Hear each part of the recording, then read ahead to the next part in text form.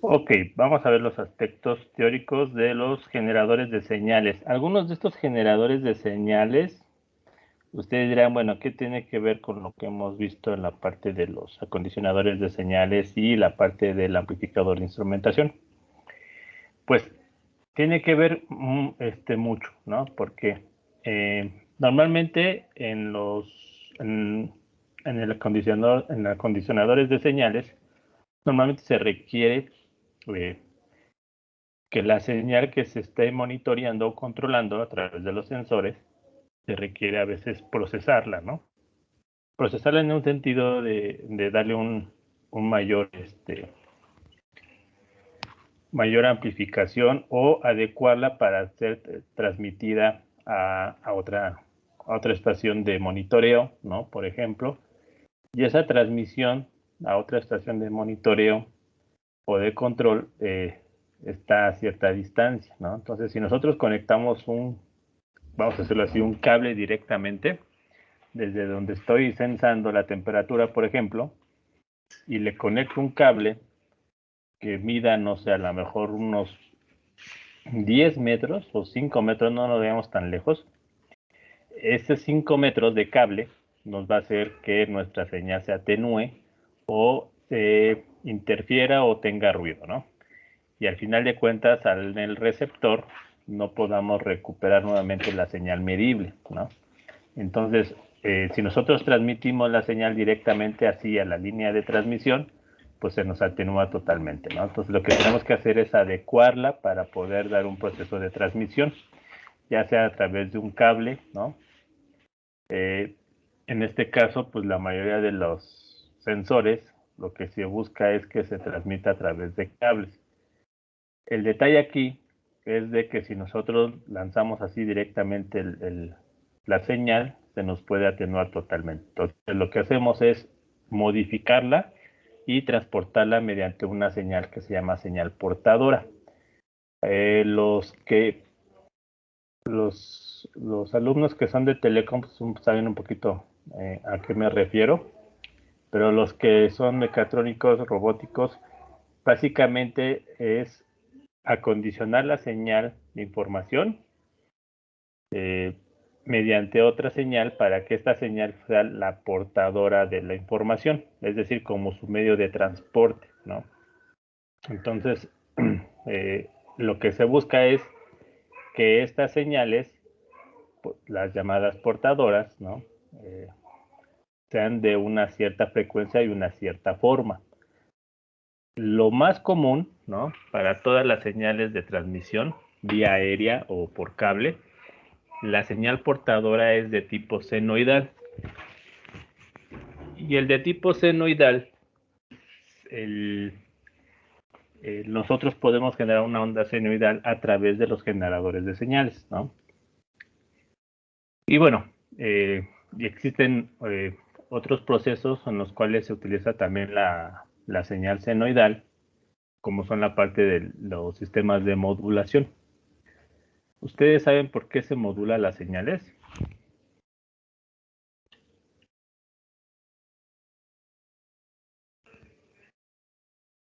¿No? No, profe. Profe, ¿Quién quiso participar?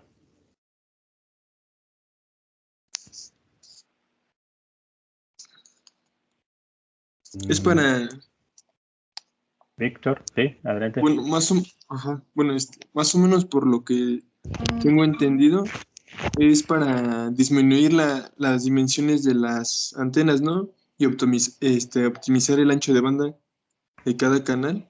Para eso evitar la interferencia entre canales, creo, algo así. Ajá. Ok, muy bien, Y ya, Víctor. bueno, más o menos es lo que más me tenía entendido de,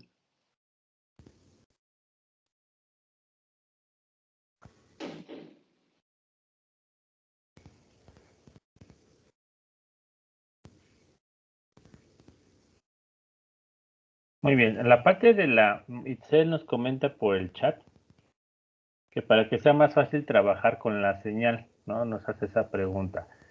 Mejora la amplitud. Bueno, la parte de la modulación, acuérdense que hay varios tipos de modulación. Podemos modificar la señal a través de la amplitud, ¿no? A través de la frecuencia, a través de la fase, ¿no? Y finalmente, si es una señal totalmente digital, podemos modificar a través de modulación por código. Finalmente, todo este tipo de modulación lo que se busca es que se pueda transmitir la información y la información, lo que vamos a hacer una correlación, vamos a decirlo así, de la información con la amplitud, ¿no? Es decir, yo voy a modificar la amplitud de acuerdo a los niveles de voltaje que se tenga de la señal. O voy a modificar la frecuencia también de acuerdo a los niveles de voltaje que se tenga de la señal de información. Eso es como darle una cierta codificación, vamos a decirlo así, de la señal para que en el receptor que existe ahí, el demodulador, podamos otra vez obtener la información original a través de modificaciones de amplitud o modificaciones de frecuencia, ¿no? Es como decirle, esta amplitud corresponde a una cierta amplitud, ¿no? O cierta frecuencia o cierta fase, ¿no? Entonces le damos una correlación entre amplitud, frecuencia y fase a la información. ¿Y eso por qué? Porque nosotros vemos que nuestra señal senoidal, si la transmitimos a una cierta amplitud, a una cierta frecuencia, a una cierta fase, es muy fácil de volverla a detectar, ¿no? Esas modificaciones, ¿no? Esa es una de las ventajas que se tienen con la señal senoidal, cosa que no sucede con otro tipo de señales. Si nosotros quisiéramos modular una señal diente de sierra, por ejemplo, o una triangular o una cuadrada, es muy complejo, ¿no? O sea, no se puede llevar todas esas modificaciones, ¿no? Entonces, solamente la señal senoidal es la que nos permite hacer todas esas eh, modulaciones, ¿no? Y finalmente nos facilita mucho la recuperación de la información, ¿no? A grandes distancias. Entonces, por eso es que se modula, ¿no? La señal. Y bueno, la modulación, como les comentaba, es generar una onda senoidal, ¿no? Y esa onda senoidal lo que vamos a hacer es después modificarla en amplitud, frecuencia o fase. Entonces, para eso sirven los generadores de señales, ¿no? Otra cuestión es del generador de señales, a veces conviene, ¿no? Utilizar frecuencias en vez de amplitud, ¿no? Entonces existen los convertidores de frecuencia, ¿no? O los convertidores de frecuencia a voltaje o de voltaje a frecuencia. Entonces, esos convertidores nos permiten precisamente transmitir la señal a altas frecuencias o bajas frecuencias y que puedan ser detectables, ¿no? Muchas veces la información de los sensores son muy pequeñitas, ¿no? Y si nosotros la transmitimos directamente en un cable, pues se nos pierde la señal, ¿no? Es decir, se atenúa y ya no la recuperamos, ¿no? Entonces, por eso es que se ayuda a través de estas señales portadoras para que se puedan transportar. Y bueno, dentro de los generadores de señales se encuentran ciertas clasificaciones. No solamente podemos generar una onda senoidal, sino también podemos generar una onda cuadrada o una onda triangular o sus combinaciones, ¿no? Como es la de dientes de sierra, ¿no? Que es una combinación entre la onda triangular con la cuadrada, ¿no? Y una de las versatilidades que tiene el OPAM es que con ciertas modificaciones podemos generar ese tipo de señales. No sé si se acuerden, en la materia de electrónica, ustedes llegaron a utilizar este tipo de configuraciones. Vamos a ver vamos a decir las más básicas. Y vamos a empezar primero con lo que es lo de la función y definición de un generador de señal, ¿no?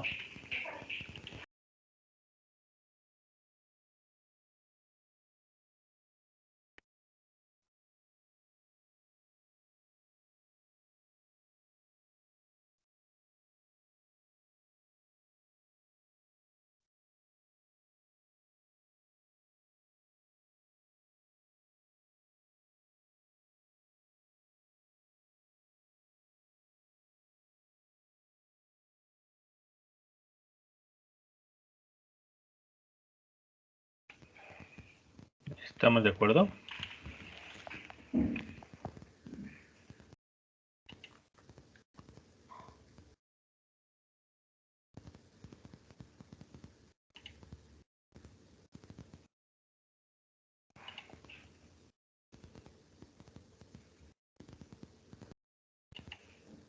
Entonces, la función del generador, como les comentaba, es producir una señal como senoidal, triangular, cuadrada, etcétera, dependiendo del tiempo, con unas ciertas características en amplitud, frecuencia o forma, ¿no?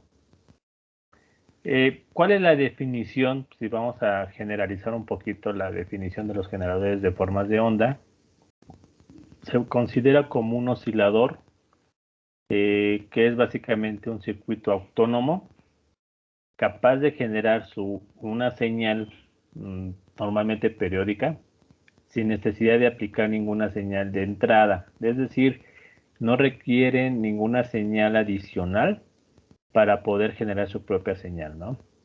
Entonces, por eso se le llama que es un circuito autónomo. Ahora, para hacer oscilar un circuito, nos tenemos que ir a su eje de los imaginarios en su función de transferencia. Acuérdense que la función de transferencia se refiere al comportamiento de la señal de salida con respecto a la entrada y puede ser a través del tiempo o a través de la frecuencia. En este caso nos vamos a ir a través del tiempo. Entonces, hacer oscilar un circuito pues fue ya muy estudiado, como hace muchos años, y se encontró ciertas condiciones para que lograra una oscilación, ya sea a través de un transistor, a través de un OPA, etcétera, ¿no? Vamos a decirlo, esas condiciones ahorita las vamos a ver, ¿sale? Para que pueda oscilar, ¿no? La clasificación de los generadores de señales se pueden clasificar de acuerdo a la forma que entrega la señal. Cuando la señal solamente es de tipo senoidal, ¿no? Se le llama osciladores sintonizados o sinusoidales, ¿sale? Solamente generan ondas senoidales, ¿no? Y todos los generadores que generan otro tipo de forma, aparte de la senoidal, por ejemplo, la cuadrada, la exponencial, la triangular, etcétera, se le llaman osciladores o generadores de relajación. No sé si ya lo habían visto así, este tipo de clasificación.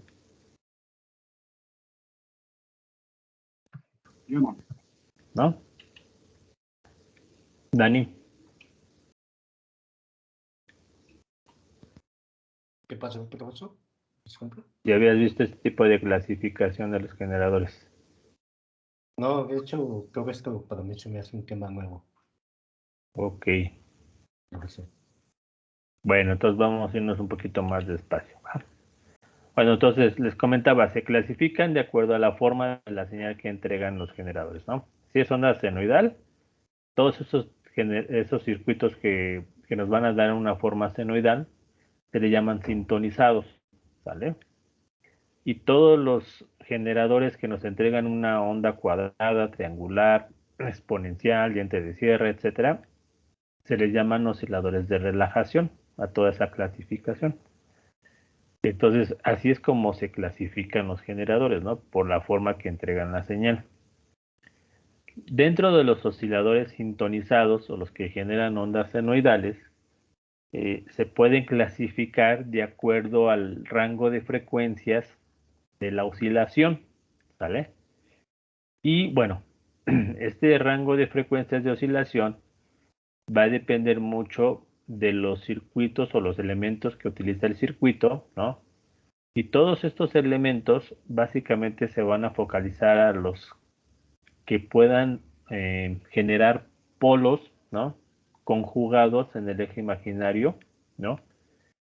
De la función de transferencia.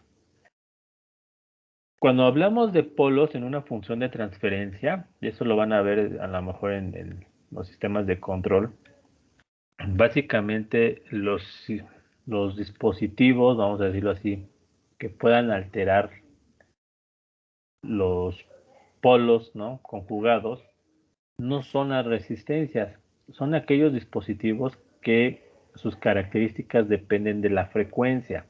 ¿Cuáles son estos dispositivos cuyas características dependen de la frecuencia? Es decir, en este caso el capacitor, en el caso de la capacitancia, o el inductor, en el caso de la inductancia. Si ustedes se dan cuenta, su reactancia capacitiva o su reactancia inductiva van a depender de la frecuencia.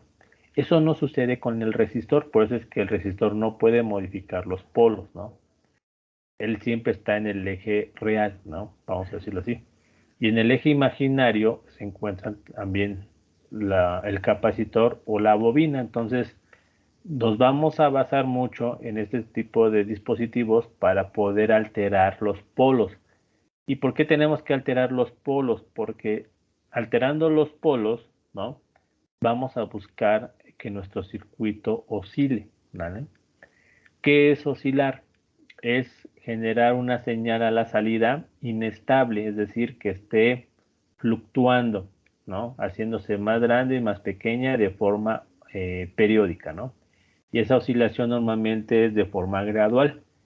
Y curiosamente la forma que hace esta oscilación o esta inestabilidad, hace una forma de tipo senoidal, ¿no? Entonces coincide, ¿no?, con ese tipo de forma de onda, ¿no? Entonces vamos a utilizar los capacitores y la bobina precisamente para poder hacer que nuestro circuito oscile, ¿sale? Por eso es que dice que los osciladores sintonizados emplean un sistema que crea un par de polos conjugados en el eje imaginario para mantener la oscilación, ¿no? Y eso, ¿quién lo va a hacer? Nuestros dispositivos, que son el capacitor o la bobina, ¿no? Bueno, les comentaba, los osciladores sintonizados se van a clasificar de acuerdo al rango de frecuencias que nos entrega la onda senoidal. El rango de frecuencias más pequeñita, ¿no?, de este tipo de generadores van a ser los de tipo RC. Esta parte de aquí. El de tipo RC nos dice que las frecuencias de oscilación que nos permiten este tipo de circuitos van de los 30 Hz a los 300 kHz, ¿vale? Entonces, este tipo de osciladores de ondas senoidales nos pueden dar una frecuencia de 30 Hz hasta 300 kHz. Es decir, nuestra portadora puede tener este tipo de frecuencias, ¿ok? ¿Cuáles tenemos? ¿Qué configuraciones más básicas tenemos o las más frecuentes? Es la configuración llamada puente de Wien, ¿no? Que ustedes ya vieron un puente de Winston. Bueno, el puente de Wien es algo así también, una configuración tipo puente, pero con ciertas características, y se le llama así. La configuración corrimiento de fase, esa es otra configuración también muy básica y muy utilizada, ¿no?, porque por su sencillez, ¿no? Otro se le llama de cuadratura. Otro es el trifásico, que no es tan común, porque ahí ahorita van a ver por qué no es tan común. Eso requiere 3 opamps, entre otros, ¿no? Entonces, los más comunes son estos 4, ¿no? Ahora bien, los que van a encontrarse mucho en los osciladores de tipo RC son los de cuadratura o el de puente de Wien, ¿no? Casi el de corrimiento de fase o el trifásico no son muy utilizados, ¿no? ¿Por qué? Pues porque tienen ciertas características que los hacen un poquito más complejos de configurar o sintonizar, ¿no? Entonces, ¿a qué le llamo proceso sintonizar? Lograr que oscile, ¿no? Lograr que la señal senoidal a la salida del circuito se mantenga, ¿no? Esa es la parte de sintonizar el circuito, ¿no? Después viene otro rango de frecuencias, que es desde 100 kHz a 100 MHz. Este tipo de osciladores sintonizados se les conoce como osciladores de tipo LC. Y entonces, si ustedes se dan cuenta, ya incluyen la bobina para lograr tener más alta frecuencia. Por eso es que no se sorprendan cuando ustedes vean un circuito oscilador, ¿no? Que ahí involucra una bobina. Y es precisamente por eso, porque las bobinas permiten tener más alta frecuencia, ¿vale? Y bueno, dentro de la clasificación de los osciladores de tipo LC se encuentra el llamado Colpitts. Es básicamente el nombre es por quien lo creó, ¿no? O lo configuró. Y el Hartley, ¿no? También es por la persona que lo creó, ¿sale? Después surge los osciladores a base de cristal de cuarzo, ¿no? Este material de cristal de cuarzo se observa que si nosotros le conectamos un voltaje, empieza a tener una frecuencia de resonancia. Esa frecuencia de resonancia es la frecuencia de oscilación. Y bueno, ¿cuál es la ventaja de utilizar este tipo de material, ¿no? De cristal de cuarzo? Es que es muy estable, ¿no? Su frecuencia es muy estable y entonces se llega a utilizar muchísimo, ¿no? Entonces, muchas veces en las computadoras, ¿no? Los sistemas mínimos, ¿no? En las tarjetas madres o los circuitos a base de microcontroladores o microprocesadores, a veces todos sus circuitos de reloj o de sincronización utilizan unos osciladores a base de cristal. ¿Qué frecuencias pueden generar este tipo de materiales? Pueden generar desde 10 kHz hasta 20 MHz o inclusive más, ¿no? Ya estamos hablando de los gigahertz. Pero bueno, no se ha encontrado muchos cristales, ¿no? A altas frecuencias, ¿no? Normalmente se manejan hasta 200 MHz, ¿no?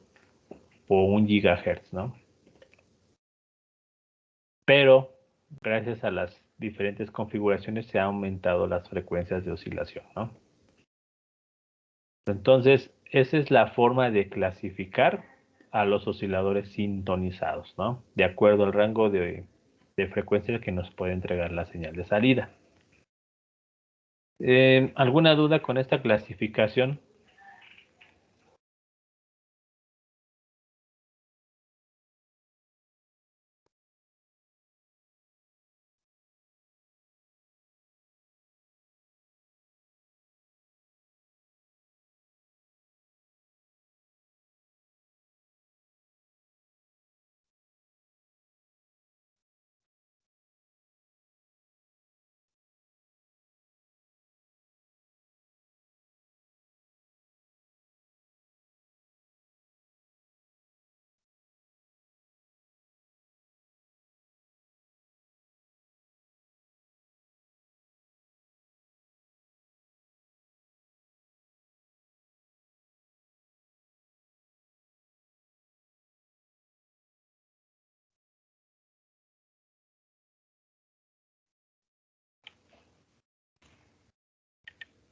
Bien, la parte de la clasificación de los osciladores de relajación,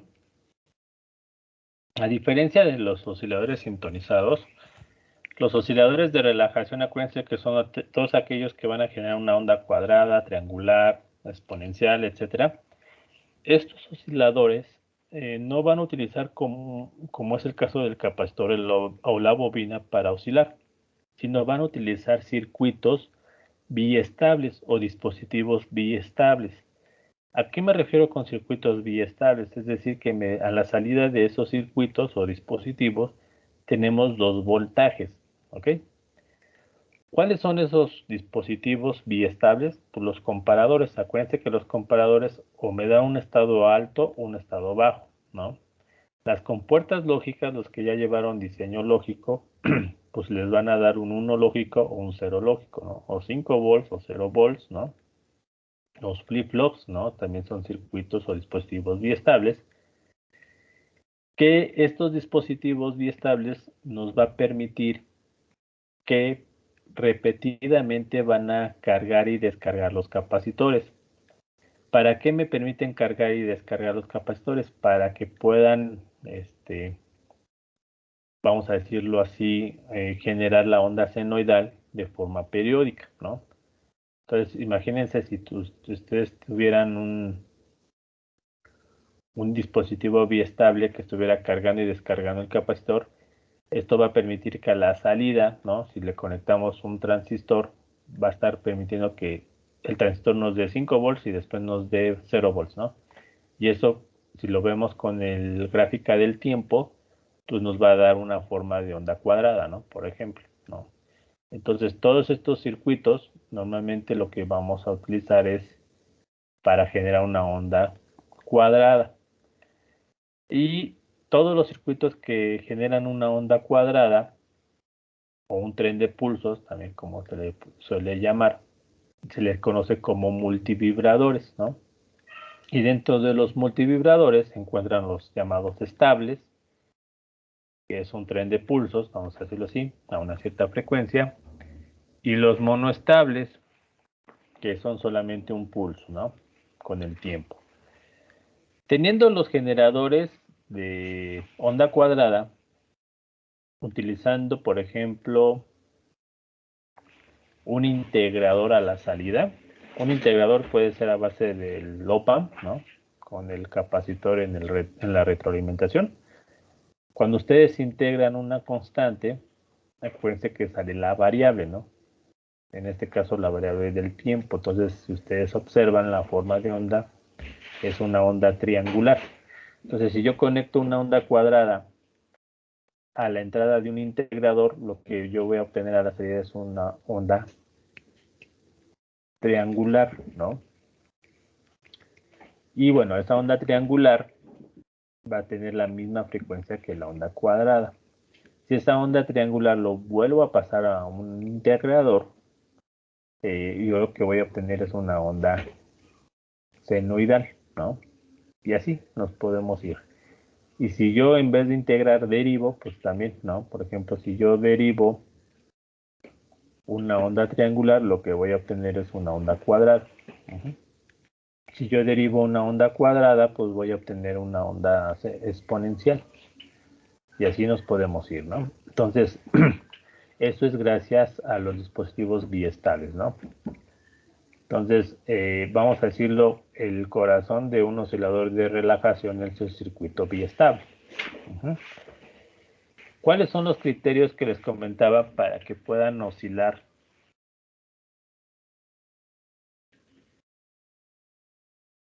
Los osciladores sintonizados son los llamados condiciones o criterios de Barkhausen.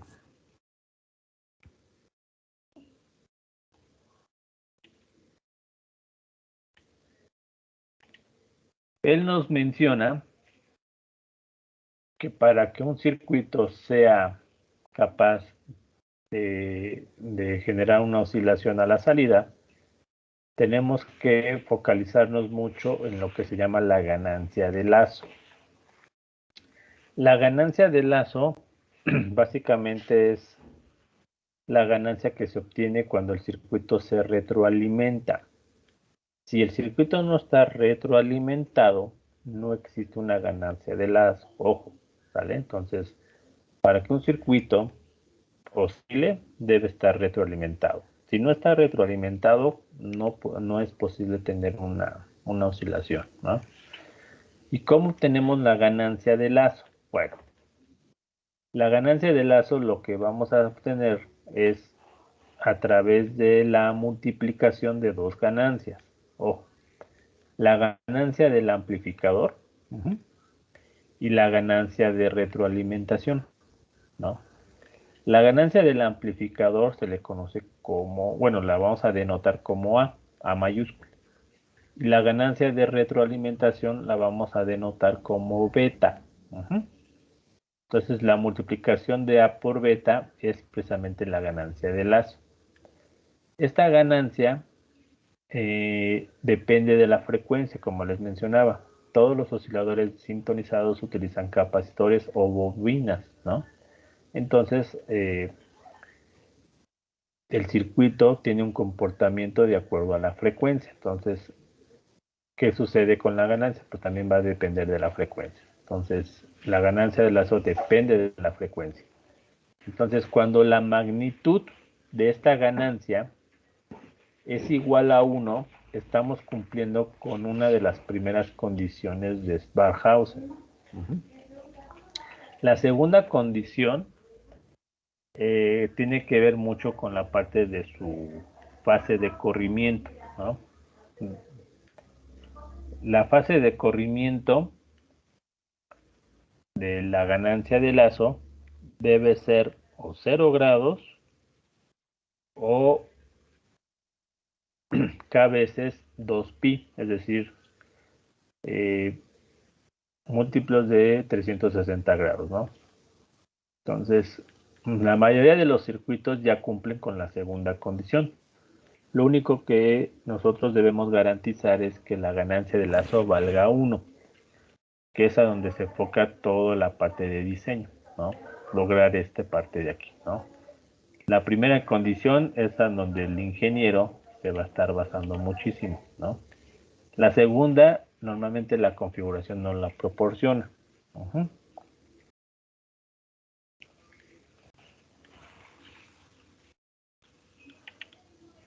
Ahora bien, ¿cuál es lo complejo de los osciladores?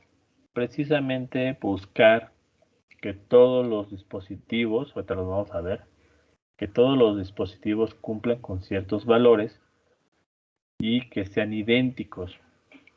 Cosa, como les comentaba en el amplificador de instrumentación, ¿se acuerdan que les comentaba que tenemos que tener resistencias iguales? Bueno, pues también en este caso de los osciladores tenemos que tener resistencias iguales y capacitores iguales, ¿no? O bobinas iguales. Entonces eso en la parte de diseño, en la parte real, en la parte práctica, es muy complejo, ¿no?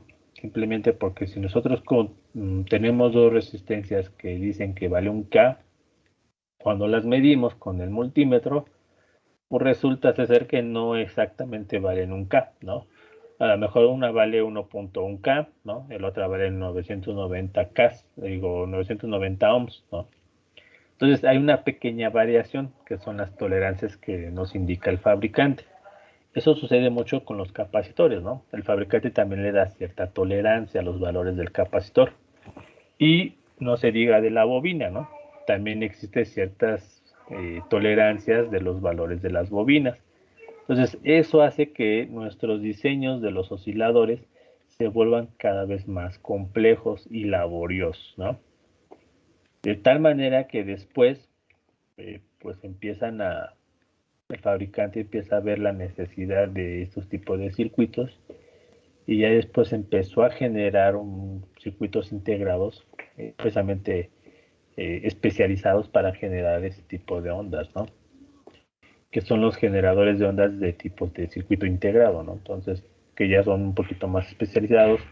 El detalle aquí es que están muy cerrados, es decir, tienen un rango pequeñito de frecuencias y tienen un rango pequeñito de amplitud, ¿no? Entonces, sí son buenos cuando nuestra demanda de amplitud o frecuencia no es tan grande, ¿no? Pero si no, pues lo que tratamos es buscar nuestra configuración y diseñarlos nosotros mismos, ¿no? Muy bien, hasta este momento, ¿hay alguna duda?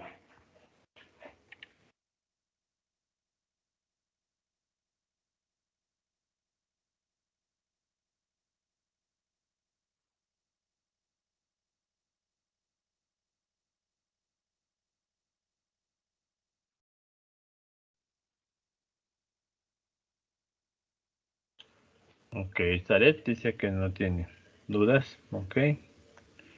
Anabel tampoco. Ok. Muy bien. Javi ahora está muy callado. Aquí lo profe escuchando. Ok.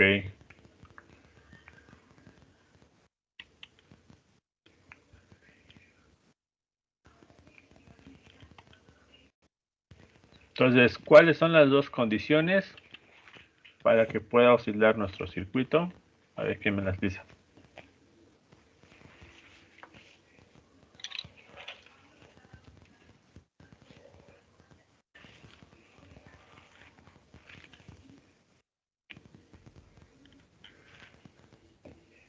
¿Está bien? La ganancia tiene que ser 1, ¿no? Ajá. La ganancia del lazo debe ser 1, ¿no? Parece que hay ciertas ganancias, ¿no? En este caso, la ganancia del lazo debe ser 1. Y la segunda,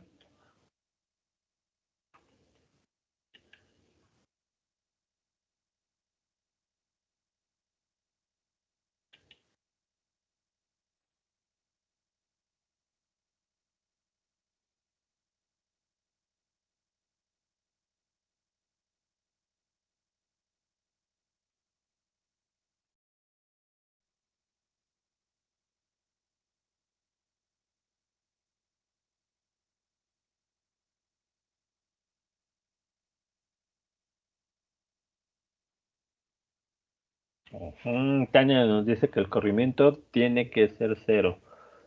Ok. Acuérdense que el corrimiento de fase, ¿sale? Debe ser 0 grados o 360 grados o 720 grados, ¿no? Es decir, múltiplos de 2pi, ¿no? Itzel, perfecto.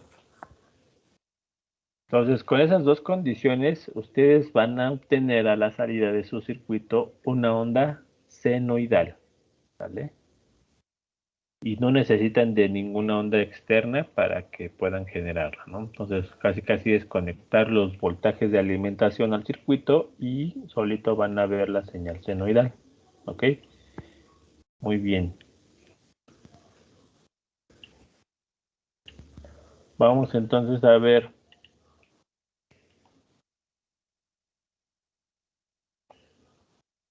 cuál es el circuito más básico para generar una onda senoidal. Déjenme aumentar un poquito aquí. Okay. Es el llamado puente de Wien. En este caso, el puente de Wien va a utilizar un amplificador no inversor, ¿no? Como en la etapa de amplificación. Y un circuito RC, que está en esta parte de aquí, que es la que nos va a generar la parte del corrimiento de fase. Y básicamente este circuito, lo que vamos a obtener a la salida es una oscilación, es decir, una onda senoidal. Ahora, ustedes observan aquí, voy a aumentar un poquito más para que vean el circuito. Ok, creo que ya está. Ustedes me dicen si lo ven, ¿eh? Se ve perfecto. Esta parte de aquí, chicos, RF y R1, ya que está en la parte negativa. Aquí es el voltaje de entrada. Este es el amplificador no inversor. Acuérdense que la entrada está en la no inversora, en la positiva, ¿no? La retro, ustedes observan, va de la salida y a través de este circuito RC, que está en primero de forma serie y después lo conectamos de forma paralela, ¿no? Entonces, si ustedes observan aquí, el amplificador es un no inversor. Y el circuito de retroalimentación son dos circuitos RC, uno que está en serie y otro que está en paralelo. Esta parte de aquí, de la ganancia de lazo, por ejemplo, que es beta, ganancia de retro, perdón, que es beta, la obtenemos al dividir el voltaje BF, ¿no? Es el voltaje de retroalimentación, entre el voltaje de salida. Por eso aquí lo menciona. BF entre B0, ¿ok? Así obtenemos la ganancia de retro beta. Y la ganancia del amplificador, como es un no inversor, nosotros ya vimos que el amplificador no inversor, su ganancia es 1 más la relación entre RF y R1, ¿no? Entonces prácticamente tenemos aquí la ganancia del amplificador no inversor. Y beta, pues va a ser la relación entre BF y B0. Ahora bien, BF entre B0, si ustedes observan, lo podemos sacar a través de este divisor de voltaje. Esta RC que tenemos aquí en paralelo forma una impedancia llamada ZP, o la impedancia paralelo. Y esta R con este capacitor que están en serie forman una impedancia llamada ZS, impedancia serie, ¿ok? Entonces es como si tuviéramos una impedancia aquí y otra impedancia acá. Si sacamos el divisor de voltaje sería ZP por B0 entre ZP más ZS, ¿ok? Entonces ese sería BF. Pero al despejar BF entre B0 nos queda esta relación de resistencias, ¿no? Este es un divisor de voltaje, ¿ok? Pero hay que obtenerla porque necesitamos saber cuánto vale beta y cuánto vale A. Si conocemos cuánto vale beta y cuánto vale A, conocemos la ganancia de lazo. Y si conocemos la ganancia de lazo, prácticamente estamos encontrando las fórmulas de diseño para este circuito en particular, ¿sale? Entonces, en este caso se encuentra beta y se encuentra A.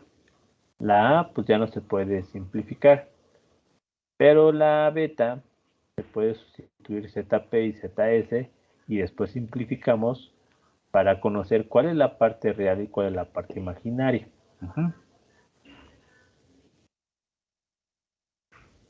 A ver, Anabel nos comenta que si puedo repetir por qué RC se conecta en paralelo y en serie. Bueno, la parte de la configuración, chicos, esta configuración ya está dada, ¿no? Y la conectamos de esta manera para que exista una retroalimentación.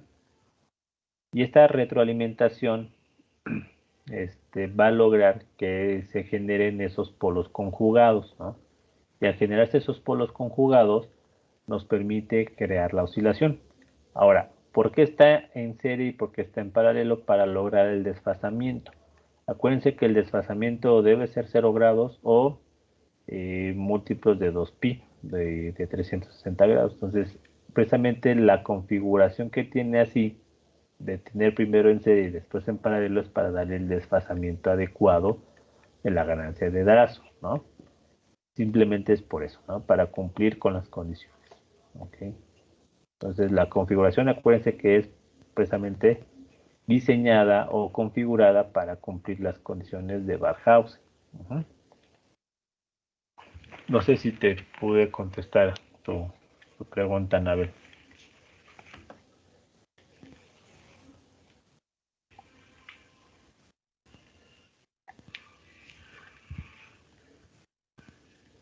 Bueno, yo tuve una duda. Sí, Dani. ¿El capacitor tiene que influir mucho en ese circuito, en ese oscilador? Sí, mira, si te das cuenta, si no tuviéramos el capacitor como tal, no existiría esta J, ¿no? Esta J, que es la parte de la ganancia de retro, nos va a precisamente permitir que exista ese polo conjugado. Acuérdense que el polo conjugado se requiere para que este circuito oscile, es decir, que a la salida de si le conectamos un osciloscopio, aquí tendríamos que ver una onda senoidal, ¿no? A una cierta frecuencia. Si este capacitor no existiera y si fuera puro circuito con resistencias, pues se vuelve un circuito pasivo, es decir, no tuviéramos la parte imaginaria, ¿no? Sería puros términos reales, ¿no? Entonces, pues términos reales estamos en la parte real, vamos a decir, del eje si nosotros graficamos la parte de la ganancia con respecto al eje imaginario, acuérdense que vamos a tener un eje real y un eje imaginario, ¿no? Entonces solamente estaríamos en la parte real. Entonces jamás vamos a tener una oscilación, ¿no? Porque nos dice que la oscilación solamente se genera si generamos polos conjugados, y esos polos conjugados es a través de la parte imaginaria, ¿sale? Entonces, si no estuvieran estos capacitores, prácticamente no logramos nada, ni que oscile ni nada, ¿sale? Por eso les comentaba, El único dispositivo que nos va a permitir modificar los polos dentro de un circuito va a ser a través del capacitor o a través de la bobina o combinación de ambos, ¿no? Pero con pura resistencia no logramos esto, ¿vale?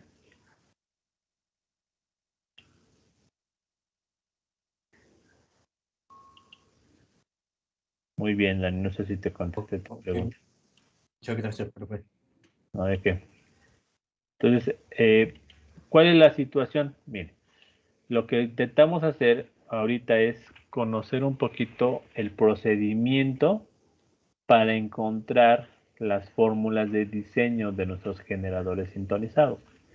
Si tenemos las fórmulas de diseño, pues prácticamente es cuestión de hacer la configuración y aplicar las fórmulas, ¿no?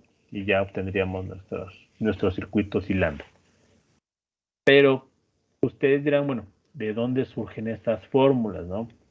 En la parte del análisis que van a hacer en este tipo de circuitos de los osciladores, todos los osciladores lo que tienen que hacer es, la configuración ya está, ¿no?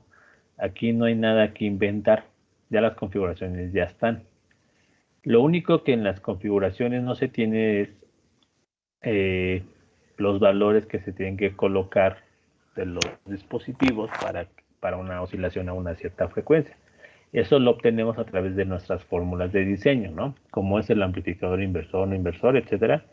Así como el amplificador de instrumentación tiene sus fórmulas de diseño, también los osciladores tienen sus fórmulas de diseño. ¿Cómo las obtenemos? No así espontáneamente, sino a través del análisis. Y ese análisis se logra a través de las condiciones de oscilación, que es de Barkhausen. Y nos vamos a focalizar en la ganancia de lazo. En la fase ya no, porque les comentaba, la misma configuración ya lo cumple, ¿no? Ya no es necesario buscar si cumple con la fase, ya la misma configuración lo está cumpliendo. Lo único que vamos a buscar es que la ganancia de lazo, que es la primera condición, sea igual a 1, ¿vale? ¿Cómo obtengo la ganancia de lazo? Va a ser igual al producto de la ganancia del amplificador por la ganancia de retro, ¿no? Y la ganancia del amplificador en este caso es un amplificador no inversor. Su ganancia es 1 más RF entre R1. La ganancia de retro, que es beta, la vamos a obtener con BF entre B0 y se va a obtener esta expresión una vez que yo sustituya ZP y ZS. ¿Cómo voy a sustituir ZP y ZS? Pues a través de esta impedancia en serie y esta impedancia en paralelo. Así como se acuerdan de la impedancia en serie, se sumaban, ¿no? Las impedancias, es decir, la resistencia más XC, ¿no? Y XC es la reactancia capacitiva. ¿Cuánto vale la reactancia capacitiva? Si se acuerdan es 1 entre J omega C, ¿no? Bueno, la ZP, que es la impedancia en paralelo, lo que van a hacer es precisamente encontrar esa impedancia en paralelo entre esta resistencia y este capacitor. Y lo van a sustituir aquí. Hacen la simplificación para saber cuál es la parte real y cuál es la parte imaginaria de ese número complejo. Realmente el análisis es cuando ustedes, si retoman su materia de álgebra superior, cuando tenían impedancias, ¿no? O números complejos, perdón, y los dividían, ¿no? La división de dos números complejos, lo que hacían es, pues, separar la parte real y la parte imaginaria, ¿no? Para después dividirlos. Igual estamos haciendo lo mismo aquí, ¿no? La parte de arriba estamos encontrando la parte real y la parte imaginaria, y en el caso del denominador encontramos la parte real y la parte imaginaria. ¿Cómo lo simplifican? Pues eso es álgebra de números complejos, ¿no? Eso ya lo conocen un poquito ustedes.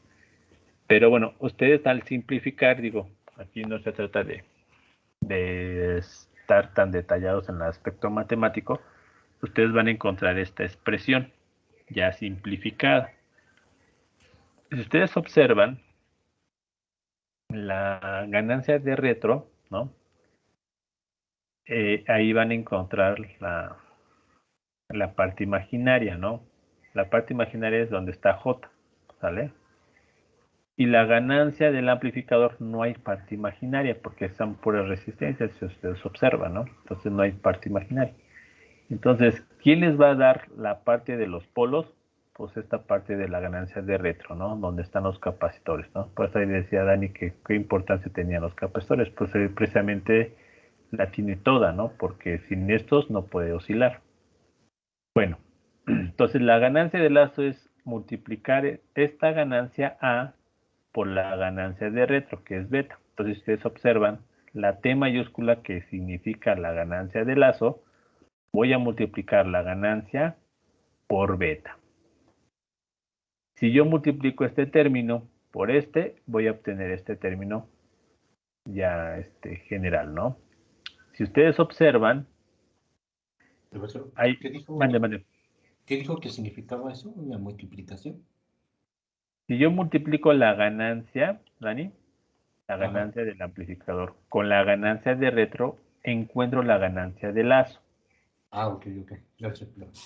Y teniendo la ganancia de lazo, igualándola a 1, encuentro la oscilación, ¿no? Entonces prácticamente encuentro la fórmula de la oscilación. Entonces lo que estoy haciendo es multiplicar para encontrar T, ¿no? Entonces multiplico este por este, ¿sale? Aquí está. Cuando yo lo igualo a 1, porque esto es obligado, es decir, el diseñador lo propone, que esto debe ser igual a 1 para cumplir o forzar que oscile, ¿no? Bajo los criterios de Barkhausen. Cuando yo lo igualo a 1, si ustedes observan una diferencia entre este término y este término, es que la omega, ¿no? Que es la frecuencia angular, aquí está. Dentro de todas las frecuencias hay una frecuencia que se le conoce como frecuencia de oscilación. Y esa frecuencia de oscilación va a hacer que la ganancia de lazo, esta T, valga 1. Entonces nosotros al igualar a 1 la ganancia de lazo, estamos encontrando esa frecuencia de oscilación. Por eso es que una diferencia entre este término y este es que la omega aparece aquí como omega O. Y esa omega O significa una frecuencia de oscilación. Precisamente porque esa frecuencia de oscilación va a hacer que la ganancia de lazo sea igual a 1. No sé si me di a entender esto, porque hay una diferencia entre estas omegas.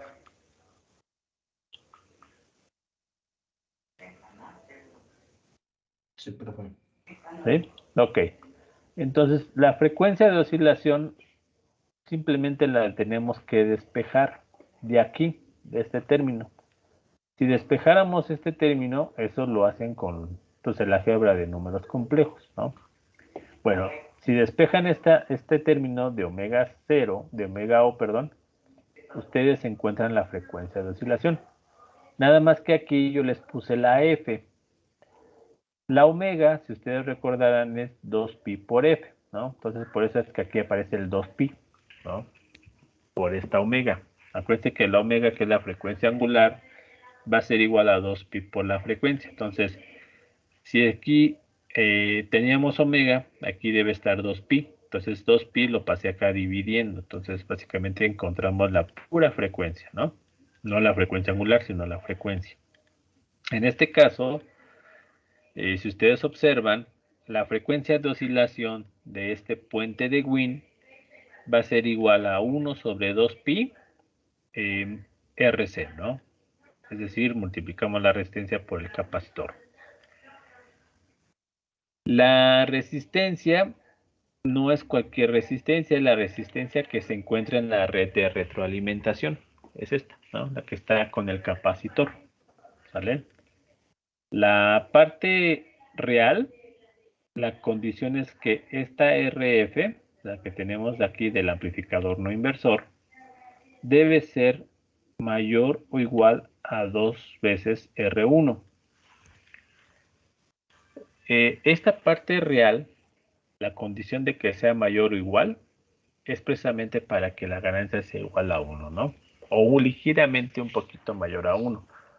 En la práctica, como ustedes saben, no tenemos un valor exacto igual a 1. Entonces, es preferible pasarnos un poquito más de 1 que no llegar a 1, porque cuando llegamos a punto 99, tiende mucho a atenuarse nuestra señal y desaparecer. Pero cuando logramos un poquito mayor a 1.1, por ejemplo, logramos mantener la oscilación, ¿no? Aunque sea una ganancia un poquito más grande a 1, logramos mantener la oscilación. Por eso es que es mayor que, ¿no? Si no tuviéramos igual solamente, ¿no? Pero si fuéramos valores exactos. Pero como en la práctica no hay exactitud, por eso es que tenemos el mayor que, ¿sale? ¿Sí quedó claro por qué el mayor que? Sí. Ok. Muy bien, chicos. Entonces, las fórmulas de diseño, básicamente que ustedes deben de recordar o poner, son las que están aquí abajo, ¿no? La frecuencia de oscilación y la resistencia de retro, ¿no? Como debe de ser. Para el caso de diseño, aquí vemos un poquito más arriba, aquí déjenme disminuirlo. Creo que ahí se ve un poquito mejor. Aquí está, miren. Aquí dentro del ejercicio nos dice diseñar un oscilador puente de Wien, es decir, diseñar este circuito, que genere una señal senoidal con las siguientes frecuencias. Inciso A, para una frecuencia de 1 kHz, ¿no? En este caso, proponen que el capacitor, ¿no?, tenga un valor de 0.01 microfaradios. Es decir, el capacitor que se encuentra tanto en serie como en paralelo debe valer 0.01 microfaradios. ¿Ok? Bueno, teniendo la frecuencia de oscilación, ¿no?, y teniendo el capacitor, ustedes recurren a la fórmula y ustedes dicen, ¿saben qué? Esta parte de aquí nos faltaría conocer el valor de la resistencia. Simplemente despejan. En este caso, ¿cuánto valdría la resistencia para el inciso A? A ver, calcúlenlo con su cálculo. Aquí tienen que despejar la resistencia R y sustituir la frecuencia de 1 kHz y el capacitor de 0.01 microfaradio, ¿no? ¿Cuánto valdría la resistencia?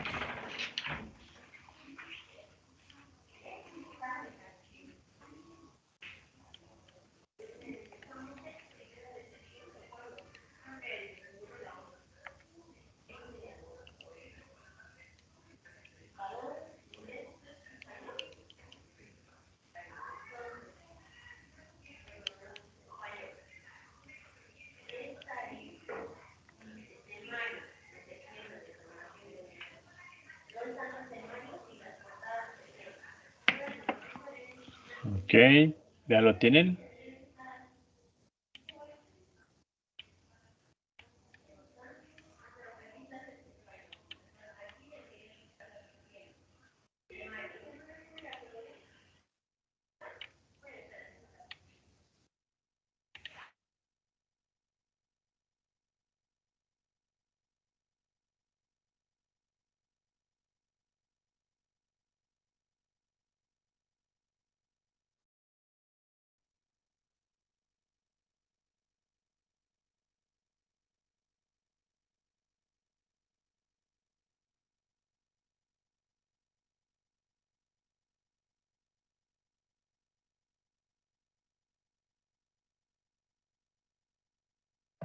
¿Cuál menciona que sustituíamos, profe?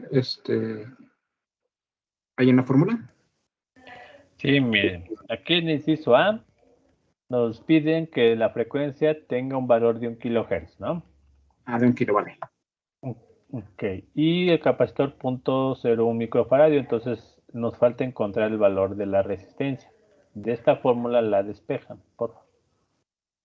De aquí.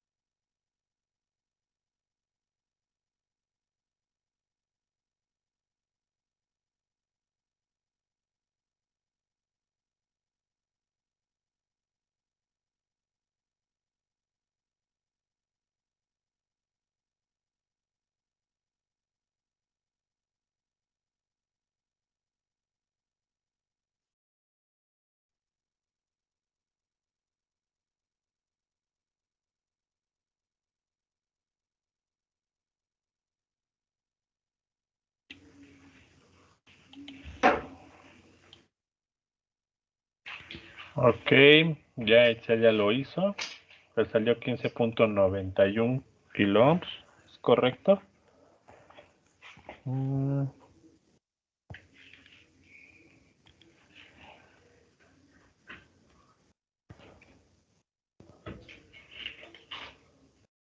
Ok. Sare también lo encontró. Ok, miren. ¿Cómo nos damos cuenta que es el valor correcto? Simplemente lo que vamos a hacer es sustituirlo, ¿no? En la frecuencia. ¿Sale? Muy bien, Tania, también lo obtuviste. 15.915 kiloohms, es correcto, ¿no? Entonces, como les comentaba, ¿cómo verificamos nuestro resultado? Simplemente lo sustituimos en nuestra frecuencia. Al sustituir en nuestra frecuencia, vamos a obtener que la frecuencia debe darnos de 1 kilohertz, porque es de ahí donde partimos, ¿no? Si no obtenemos 1 kilohertz, quiere decir que despejamos mal o sustituimos mal los valores, ¿no? Entonces, por ahí nos equivocamos. Pero esa es una de las formas que podemos, pues, verificar nuestros resultados. En este caso vale 15.91 kiloohms. ¿Qué pasa? En la práctica, ustedes, si van al Steren o a una tienda de electrónica, pues si ustedes van y llegan, quiero una resistencia de 15.91 kiloohms, no lo van a tener, ¿no? Pero a mí me interesa una frecuencia de 1 kilohertz, ¿no? ¿Qué es lo que se va a hacer? También cuando ustedes piden el capacitor, ustedes requieren dos capacitores idénticos.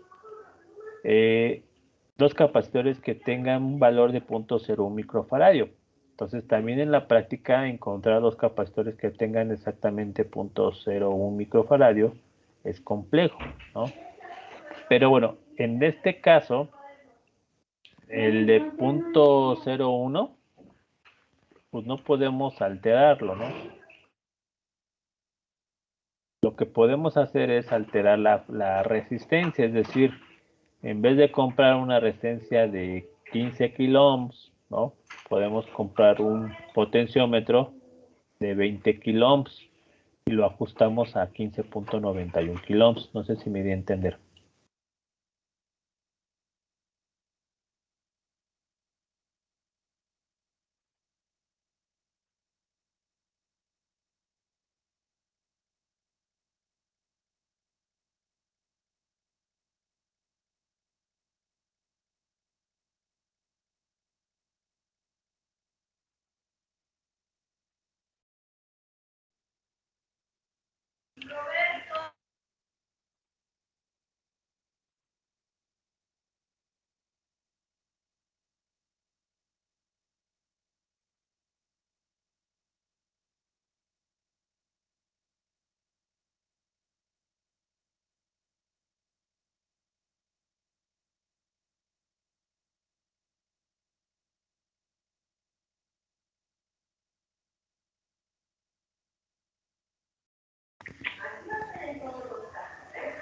Sí, sí quedó claro por qué necesitamos comprar un potenciómetro.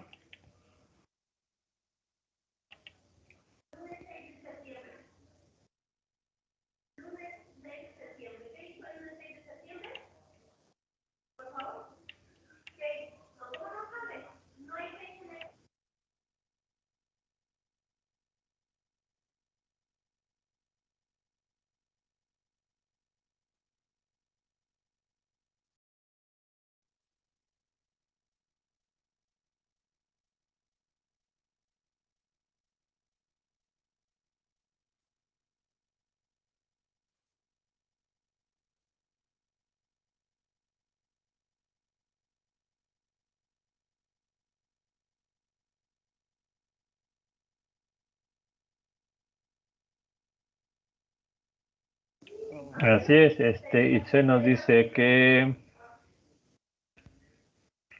es más fácil variar la resistencia que encontrar los capacitores. Ok. Bueno, lo que les comentaba es eso. Miren, nosotros para diseñar este circuito que oscila a 1 kilohertz, nosotros proponemos el capacitor, ¿no? Los compramos, etcétera, ¿no? Sabemos que los capacitores no van a tener el mismo valor, ¿no? Pero bueno, ahí no podemos hacer mucho. Pero sí podemos hacer mucho para encontrar el valor de la resistencia. Si nosotros encontramos el valor de la resistencia y vale 15.9 kiloohms, nosotros no encontramos a nivel comercial un valor tan exacto, ¿no? Entonces lo que hacemos es conseguir un potenciómetro, ¿no?, de precisión que tenga un valor de 20 kiloohms y nosotros ajustamos la resistencia de tal manera que logremos conseguir el valor más cercano a 15.91. Eso con la intención de generar nuestra onda a 1 kHz. Por eso les comentaba, en la práctica es muy complejo el diseño precisamente porque tenemos que encontrar valores muy exactos y repetitivos. Si ustedes observan, necesitamos 2 resistencias del mismo valor y 2 capacitores del mismo valor. Eso se vuelve complejo ya en los circuitos electrónicos, ¿no? Entonces, en el caso de los osciladores sintonizados, es muy compleja su diseño por esta situación, ¿no?, que tenemos que encontrar dispositivos con los mismos valores, ¿no? Es uno de los circuitos electrónicos que podríamos decir que nos da mucha lata en la cuestión práctica, ¿no?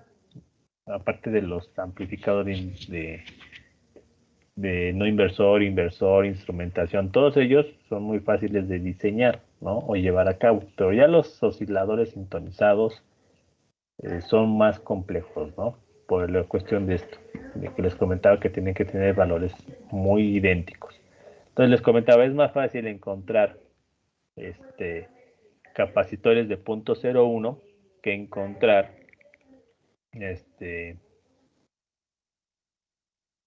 resistencias, ¿no? Entonces lo natural es propongo el capacitor, ¿no?, que ya viene ya comercial, y lo que encuentro son resistencias.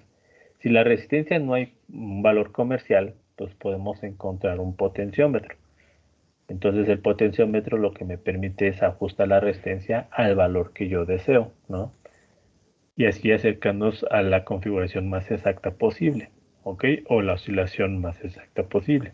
Entonces, por eso les comentaba, es más fácil que nosotros compremos 2 potenciómetros de 20 kiloohms, ¿no?, para lograr una resistencia de 15.9, ¿no? Ahora bien, muchos dirán, y el cuatrimestre pasado me comentaban, que hacían sus diseños pero sumando resistencias. Pueden hacer eso, ¿no? No hay ningún problema, pero al sumar resistencias, pues le estamos generando más circuitos, ¿no?, más elementos al circuito que a veces son innecesarios, ¿no? Entonces, entre más dispositivos tenga su configuración, se vuelve un poquito más complejo, ¿no? La cuestión del diseño del circuito integrado, ¿no?, o llevarlo a cabo en un protoboard, ¿no? Entonces, si van a utilizar solamente una resistencia, pues que sea un potenciómetro, ¿no?, sin problema. Por eso es que en los osciladores que ven pues en los sistemas a base de estos circuitos van a haber muchos potenciómetros, ¿no? Y es precisamente por eso, ¿no?, para ajustar la frecuencia. Ahora bien, no termina aquí el diseño. Ustedes ya encontraron la resistencia, que vale 15.9. Todavía falta el valor de la resistencia R1 y la resistencia RF. Ahora bien, aquí no les proponen cuánto vale la resistencia R1 o cuánto vale la resistencia RF. Lo que ustedes deben de proponer es una de las dos y utilizar la fórmula de diseño que les indica que RF debe ser mayor o igual a 2 veces R1. Lo más común y lo más práctico, podríamos decirlo así, es que ustedes propongan R1. Si ustedes proponen R1, el valor de RF, es decir, el valor de la resistencia de retro, debe ser al menos 2 veces, ¿no? Entonces, si ustedes proponen R1 igual a 1 kiloohm, por ejemplo, RF tendría que ser por lo menos, ¿no?, por lo menos 2 kiloohms, ¿no? O sea, prácticamente tendría que ser el doble. Ahora bien, es importante lo siguiente. si ustedes observan, el valor de R que tienen en la parte de la retro vale 15.9. Es importante que cuando ustedes diseñen este tipo de osciladores, traten de mantener muy cercanos los valores de las resistencias. ¿A qué me refiero con esto? Miren, no hay una relación en las fórmulas de diseño entre R1 con R o RF con R, ¿no? No hay una relación en la cual yo diga este tiene que ser mayor o igual o menor, ¿no? No existe. Pero en la práctica, yo lo que he observado es que si ustedes obtienen una resistencia del orden de los 15 kiloohms, traten de que su resistencia RF sea más grande que R, ¿sale? ¿Esto qué significa? Que si ustedes proponen una resistencia R1 de 1 kiloohm, RF debe ser 2 kiloohms, pero 2 kiloohms es menor a 15 kiloohms, entonces no nos conviene por ahí. Entonces, ¿qué es lo que hago? Yo en el caso particular, yo lo que hago es proponer R1 a 10 kiloohms y RF que valga 20 kiloohms. Entonces 20 kiloohms si es mayor a 15 kiloohms, ¿sale? Eso yo lo hago por la cuestión práctica. En la parte de la simulación y en la parte del papel y la parte teórica, no pasa nada, ¿no? O sea, yo puedo proponer R1 hasta de 100 ohms, ¿no? Pero en la forma práctica se ha observado que si RF es más grande que R, ¿no? O R1 es muy cercano al valor de R, es más fácil que nuestro circuito oscile, ¿vale? Entonces, yo lo que busco siempre es que RF sea más grande que R, ¿no? Entonces, si R al calcularlo me da 15 kiloohms, RF debe ser mayor que 15 kiloohms. Si nos hubiera dado 1 kiloohm, bueno, con 2 kiloohms es suficiente, ¿no? Porque es más grande. Entonces, no sé si me di a entender cómo podemos proponer R1.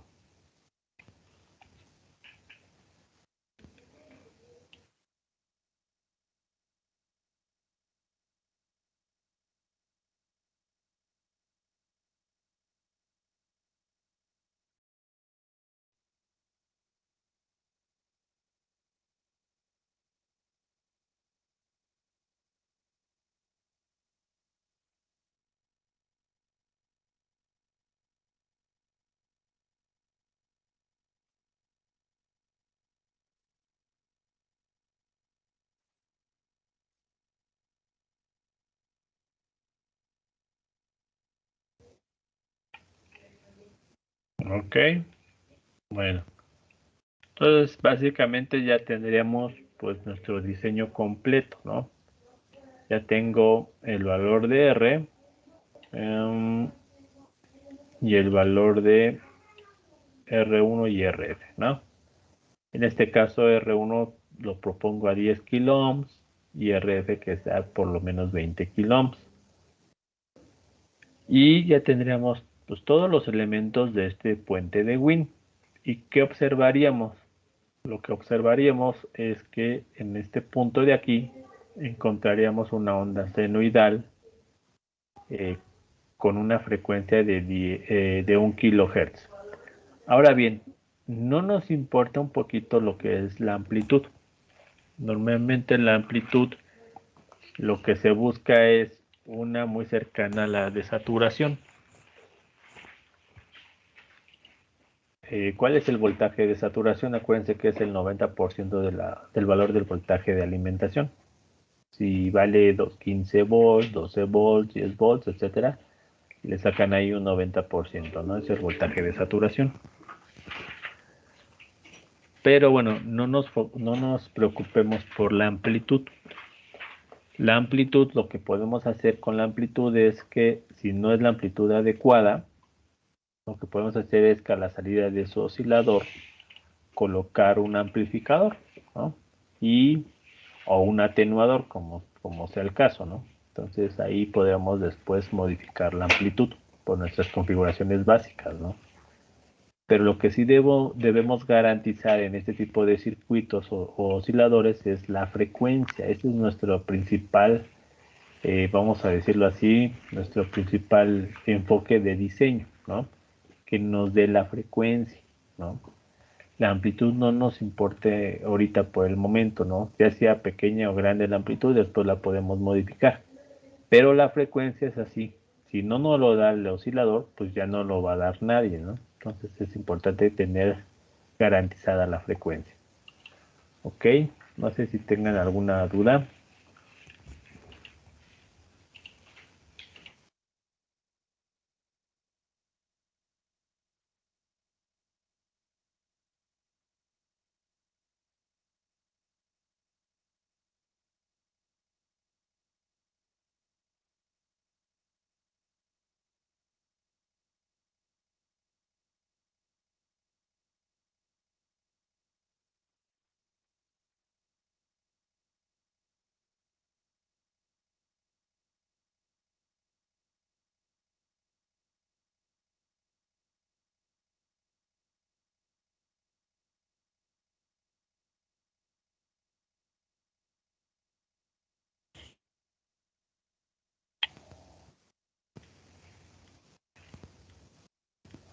Así es, Dani.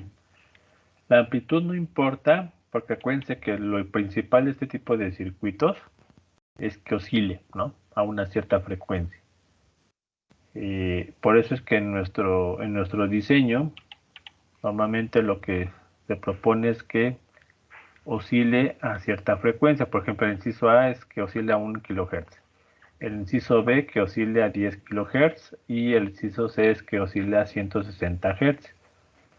Aquí no nos importa la amplitud, sino la frecuencia de oscilación. Ya teniendo la frecuencia de oscilación, si la amplitud es pequeña o es muy grande, nosotros lo podemos modificar después, porque acuérdense que no es un amplificador lo que estamos diseñando, sino es un oscilador, es decir, un generador de onda senoidal a una cierta frecuencia. Y la frecuencia es nuestro principal enfoque de diseño, ¿no? La amplitud no nos va a importar. Si estuviéramos diseñando un amplificador no inversor o inversor, entonces la amplitud es la principal, ¿no? Entonces ahí sí nos tendríamos que preocupar porque la amplitud sea la adecuada, ¿no? La amplitud, ¿no?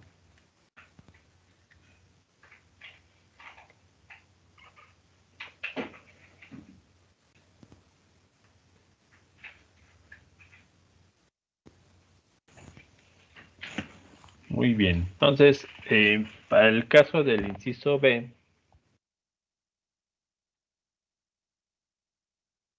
ustedes observan, ya lo que se pide es una mayor frecuencia, ¿no? Con el mismo capacitor, ¿no? O el valor de la capacitancia. ¿Sale? Entonces, aquí lo importante, chicos, es que en este tipo de circuitos, ¿no? Siempre busquemos que la frecuencia se cumpla, ¿no? Ya la amplitud, como les comentaba, ya nos estaremos preocupando después, ¿no? Si la amplificamos, si la atenuamos, etcétera, etcétera, ¿no? Entonces ahí tenemos que focalizarnos un poquito en la frecuencia. Ahora bien, ¿cómo propongo el capacitor de acuerdo a la frecuencia, ¿no? Bueno, cuando son frecuencias muy grandes, el capacitor debe ser muy pequeño, ¿no? Y si son frecuencias muy pequeñas, el capacitor debe ser más grande, ¿no? Más o menos esa relación debe de considerar para que no siempre propongan el mismo valor del capacitor, ¿no? Va a depender mucho del valor de la frecuencia, ¿ok? Pero bueno, para el caso de diseño del inciso B, hacemos exactamente lo mismo, ¿no? Encontramos la resistencia R y después proponemos, de acuerdo a la resistencia R que obtengamos, propongo R1 y calculo RF, ¿no? Igual va a pasar con el inciso C. Calculamos el valor de R. Teniendo el valor de R, se propone el valor de R1 y se calcula el valor de RF, que nos indica que es por lo menos 2 veces el valor de R1. ¿Ok? Muy bien. Vamos con la siguiente configuración, si no tenemos alguna duda en este tipo de puente de Wien.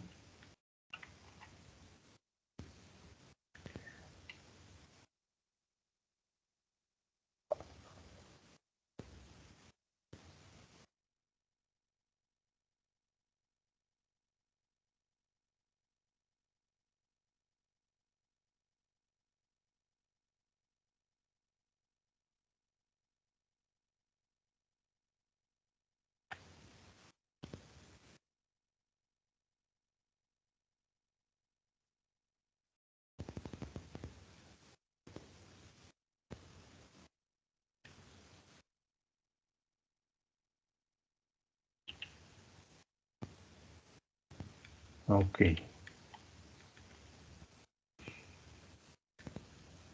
Miren, esta configuración está un poquito más compleja.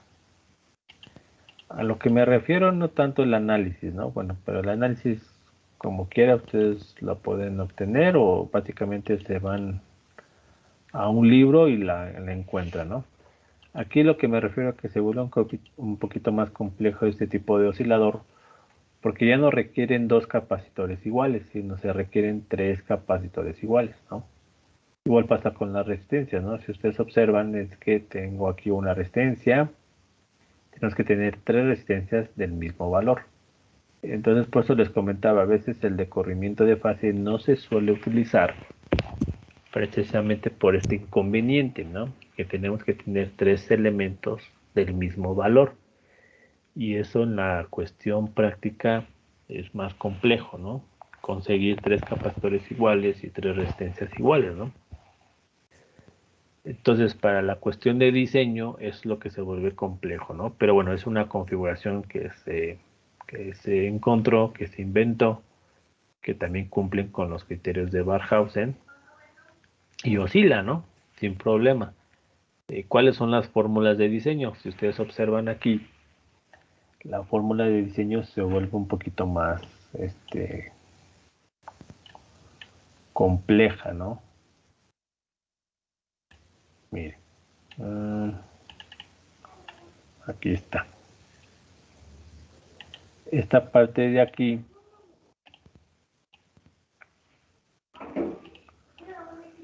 se involucra una raíz de 6, ¿no? En la frecuencia de oscilación. Esa raíz de 6 se encuentra al obtener la ganancia de retro, ¿no? Ustedes observan aquí, aparece aquí este 6. Y la ganancia del amplificador, en este caso es un amplificador inversor, porque la entrada, si ustedes observan, está aquí. Y este es aquí el inversor, ¿no? Aquí está. Entonces, en este caso, la ganancia del inversor, si se acuerdan, es RF entre R1, ¿no? Y ahí involucraba un signo menos, ¿no? Porque es inversor. Entonces ahí tendríamos un signo menos, ¿no? Por eso es que la ganancia A está aquí arriba, que es la ganancia de un inversor, RF entre R1. Y el signo menos porque es inversor. La ganancia beta, es decir, la ganancia de retro, la encontramos así, ya una vez simplificado el análisis. En este caso de aquí, yo utilicé 3 mallas, ¿no? Ustedes se observan aquí, forma una malla, de este lado forma otra malla, y de este lado forma su tercer malla. Haciendo el análisis y encontrando la relación entre PF entre B0, encuentro esta expresión, ¿no? Este es análisis de circuitos, ¿no? Entonces aquí encuentro esta expresión. Esto multiplicado por la ganancia y lo igualo a 1 para encontrar la fórmula de diseño. Si ustedes observan aquí, la fórmula de diseño ya involucra una raíz de 6, ¿no? A diferencia de la fórmula anterior, que nada más era 2pi RC. Aquí ya involucra 2pi RC por la raíz de 6, ¿no? Raíz cuadrada. Bien, las condiciones para las resistencias ya se vuelven aquí un poquito más complejas. Ahora sí existe, si ustedes observan aquí, sí existe una relación entre la R con la R1, ¿no? Aquí está. Teniendo R, nos indica que R1 debe ser al menos 10 veces el valor de R, ¿no? Y teniendo R1, es decir, teniendo esta R1, nos dice que RF debe ser al menos 29 veces el valor de R1, ¿no? Entonces, como aquí sí existe una relación entre las tres resistencias, entre R, R1 y RF, ¿no? ¿Qué es lo que se hace aquí? Igual, se propone la frecuencia de oscilación. Aquí lo vamos a ver, miren. En el inciso A se propone la frecuencia de oscilación. Se pide un oscilador a 400 Hz. Se propone el capacitor de 0.1 microfaradio. Entonces de aquí encuéntrenme el valor de R, ¿no? De aquí tendríamos que despejar el valor de R. ¿Cuánto valdría R, por ejemplo, para el inciso A?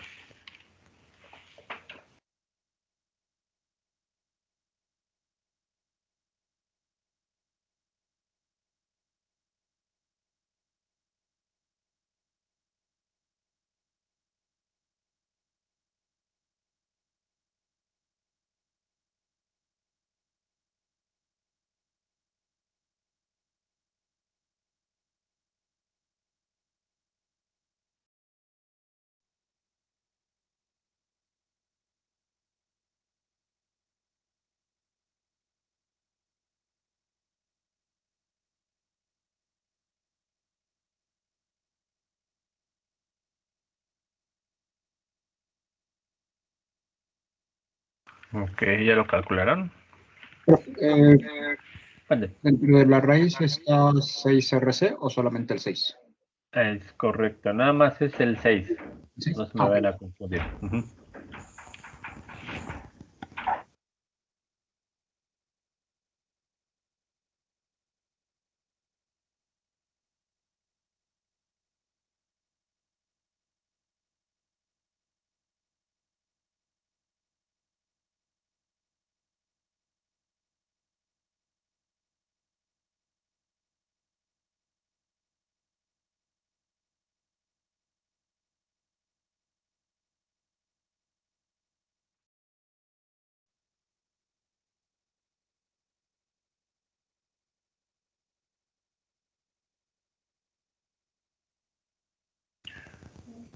Ok, Itzel nos dice que sale 1.6, 1.62 kilo ohms. Es correcto. ¿Cómo lo verificamos? Acuérdense que pueden sustituir en la fórmula de la frecuencia. Si nos da 400 Hz, quiere decir que es correcto, ¿no? Y efectivamente, si yo lo sustituyo, sí me da, ¿no?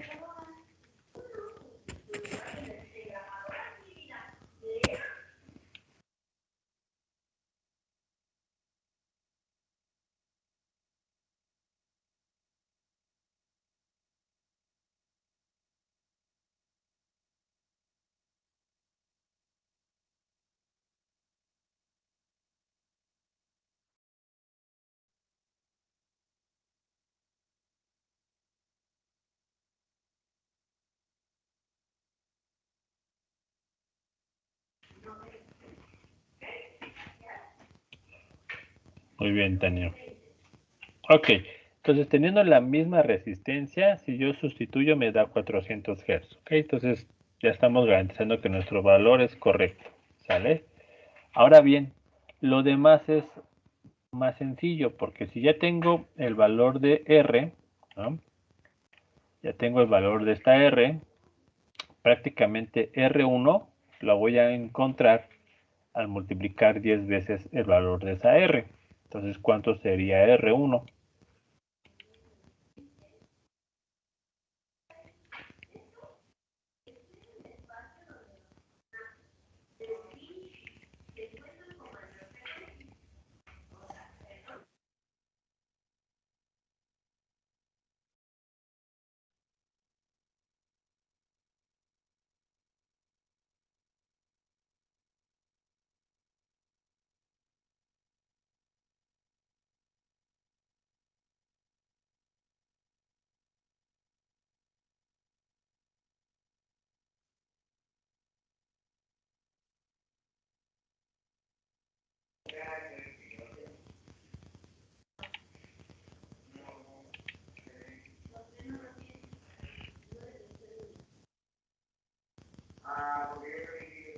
Ahí está ya, 16.24 kiloohms, es correcto, ¿no?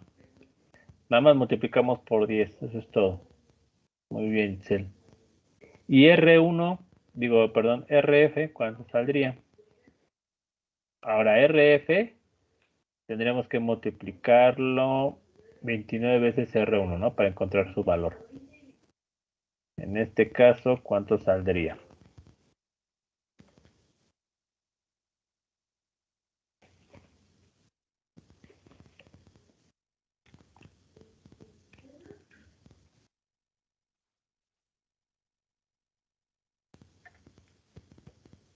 Ok, Tania, pues salió 470 kiloohms.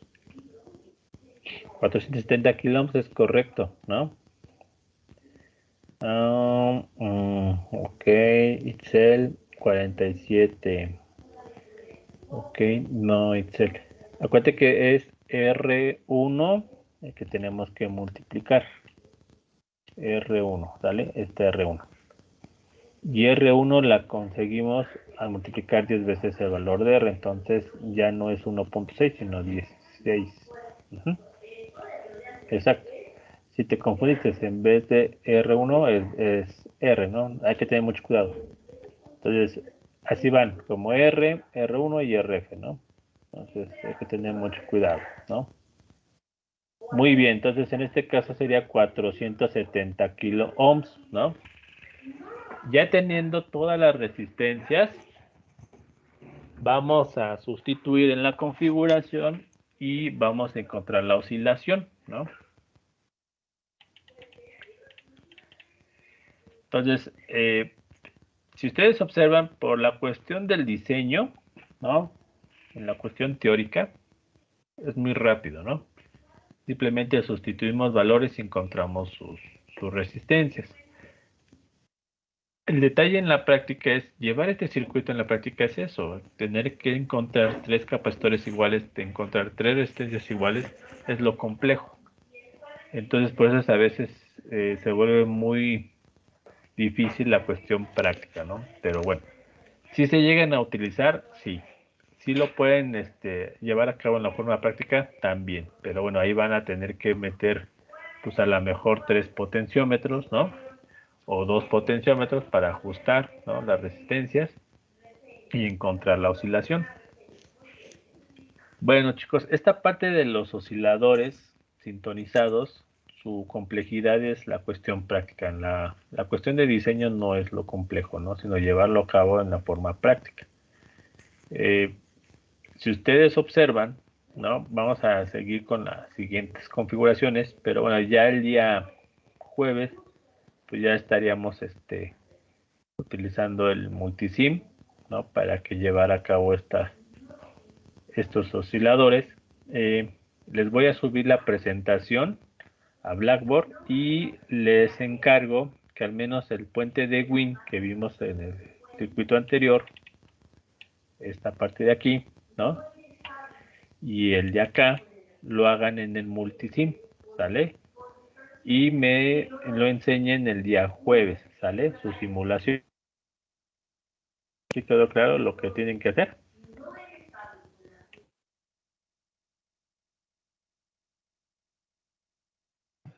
El que está proyectando, prof. ¿Ese? Así es. Lo tienen que hacer en el multisim, ¿sale?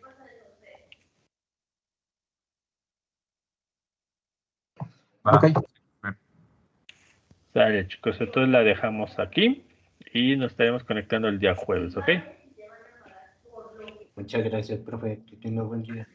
Bye. Igualmente, chicos, cuídense mucho. Gracias, buena tarde. Nos vemos el día jueves. Sí, Tanis, voy a subir la presentación a Blackboard, ¿sale?